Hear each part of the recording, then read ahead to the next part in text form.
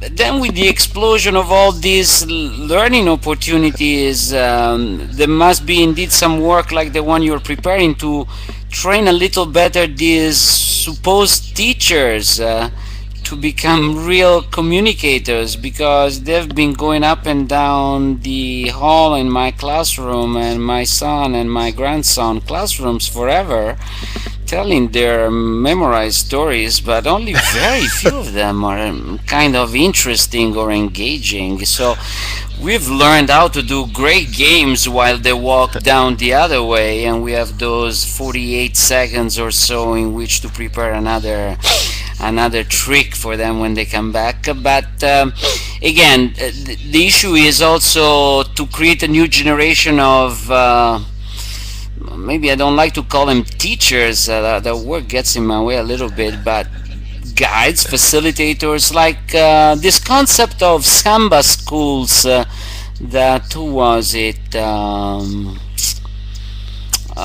Seymour Papert, I think, brought up samba schools in Brazil, where there is a lot of affinity, everybody's passionate about something, there is a unique goal, and then there are elders, novices mixing up each other and sharing their skills.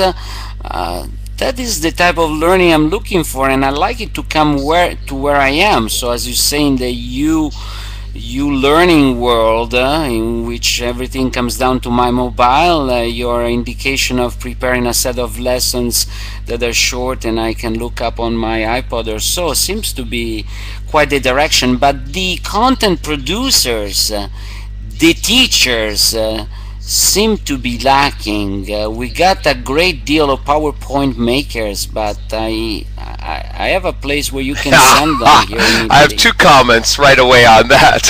First of all, I'll send you all the PowerPoint people you want. PPPs, PowerPoint people. Power to the PowerPoint people.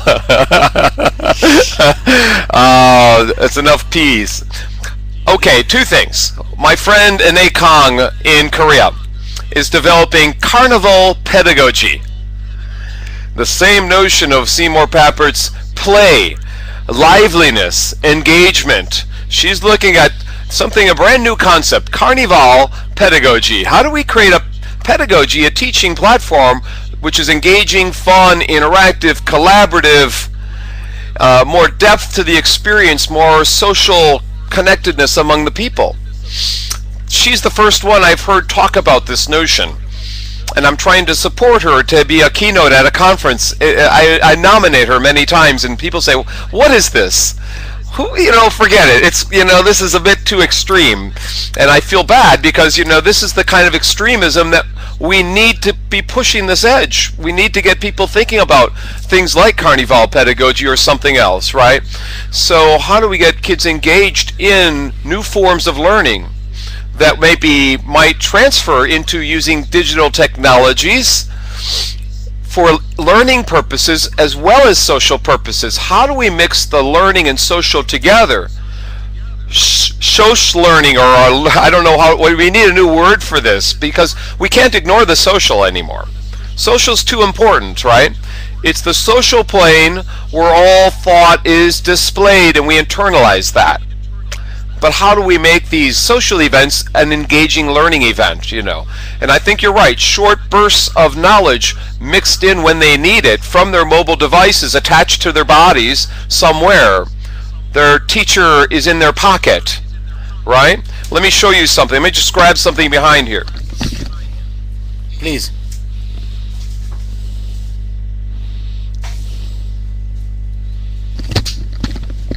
So my friend Paul Kim has these little pocket school projects, teachers in my pocket, right? Kids in Latin America and Rwanda and India have literacy training. So our teachers who think they're the almighty gods, they're the PowerPoint purveyors, we don't need them. They're in our pockets. If we can have a teacher in our pocket, what good is a teacher? So when we have Academic Earth, when we have YouTube EDU, SchoolTube for K-12, BBC video, CNN video, Nassau TV, Link TV for National Geographic and Smithsonian specials. We have all this stuff, all these contents dumped into the web. When we have Stanford and Oxford and you name the universities in Japan and Vietnam putting their stuff on the web, in India, the Indian Institutes of Technology, all this stuff. The openers number 4 and 5 in the book, The World is Open, all these portals.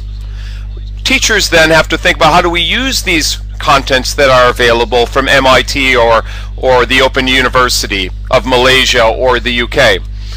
That way they're wrapping around effective teachers. We don't need to replicate a statistics lecture 500 times over every semester. How can we utilize these contents and have teachers then get students to listen before they come to class, so when they get to class it's an interactive, engaging, problem-based, problem-finding activity?